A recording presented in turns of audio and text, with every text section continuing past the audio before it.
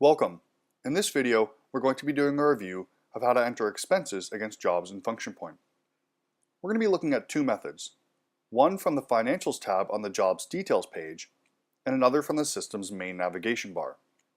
We'll start with the main navigation bar. Notice that the Expenses module is broken down into two sections, external and internal, each having options to find and add. We'll select to add an external expense. This brings us into our multi-line expense entry. Notice the option to add additional line items. We'll add just one in this case. We can then choose our supplier. Notice the magnifying glass, letting us know it's an intelligent field. Clicking on the magnifying glass will show us a list of all of our suppliers/vendors in the system. But we can also type in a partial to refine our search. Choose our supplier. We can then enter a reference number if it's applicable, an invoice number perhaps provided by the supplier, and a memo description for the entire expense entry. We can then select our job, service group, and expense type. Notice the intelligent fields. Select the job that we're working on, and then choose the service group. The service groups that we see here are specific to the estimate for the job that we selected. Notice the asterisk. It's letting us know that on the estimate for the job that we selected, there is an expense item beneath this service group. Select the appropriate service group. We can then choose our expense type. Keep in mind that this list may differ from the expense types in your system. Notice the printing item has a value beside it. This relates to the asterisk that we were talking about a second ago. It's letting us know that on the estimate for the job that we selected, printing has been estimated at $4,800. I'm going to select a different item in this example. We'll say supplies. I can then enter my quantity and rate, enter any discounts we're getting from our vendor, any tax groups that are applicable for the purchase, quoted for PO. This field controls the dollar value that will show up on the vendor-facing purchase order if we should choose to produce one. This would typically match the value that we have here. We can then enter the description of the purchase. Notice you can right-click your spelling mistakes. We then have an item on the bottom left called Bill to Job. In a checkbox it says Billed. This is relating to whether or not you have already invoiced your client for this expense. If you have already created an invoice and sent it to the client that included the expense that you are now entering, select this checkbox.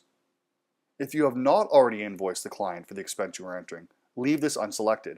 It is defaulted to be unselected, as that is typically the case.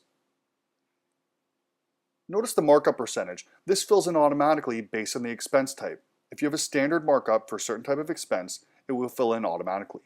However, we can override that. Notice then the markup calculated. This is allowing you to select a certain scenario as to how you calculate the markup and whether or not it is before or after discounts and taxes. We then have an option to override the billable value. We can do that either by typing in an amount or again by adjusting the markup. We then have the cost of goods sold account. Depending on the accounting system used by your agency and whether or not it is integrated with Function Point, you will either need to manually select an appropriate cost of goods sold account, or it will fill in automatically for you if it is appropriately mapped.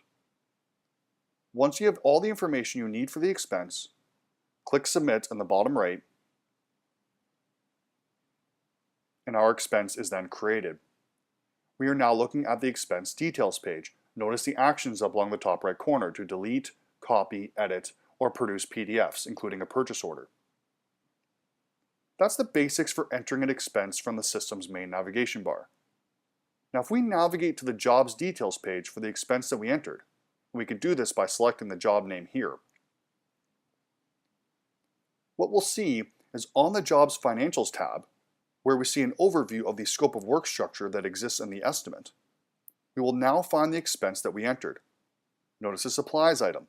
Clicking on the arrow beside this will reveal the expense.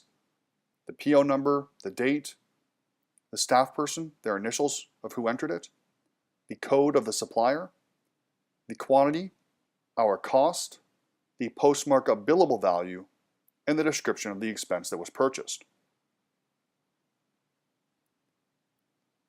Notice then our printing item and the fact that we have a value of $4,800, but we do not have a value in the actual column. Let's take a look now at how we can enter an expense that already exists in the jobs estimate from the Jobs Financials tab.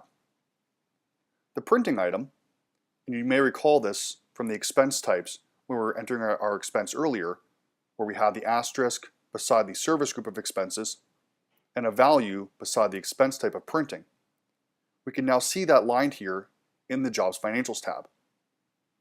If we need to add an expense for a line item that already exists on the estimate for the job that we need to add the expense for, what we would do is navigate to the Jobs Details page, select the Financials tab, and then click the plus icon on the right side beside the expense that we need to enter. This will navigate us directly to the multi-line expense page. However, you'll notice that the job, service group, and expense type are all filled in. We also have the quantity and the rate that are filled in automatically as well. All we need to do here is enter our supplier/vendor, an appropriate reference number, memo description, the description of the purchase, our quoted for PO amount. Again, this would typically match the value that we have here, and the appropriate cost of goods sold account if it is not already mapped. Once you've filled in the information that we need, we'll click Submit, and our expense is now added. Navigating back to the Jobs Details page, you'll notice in the Financials tab that for the expense we just entered, we now have values in the Actuals column. That concludes this video on entering expenses. Please continue checking out more videos for more helpful information on using Function Point.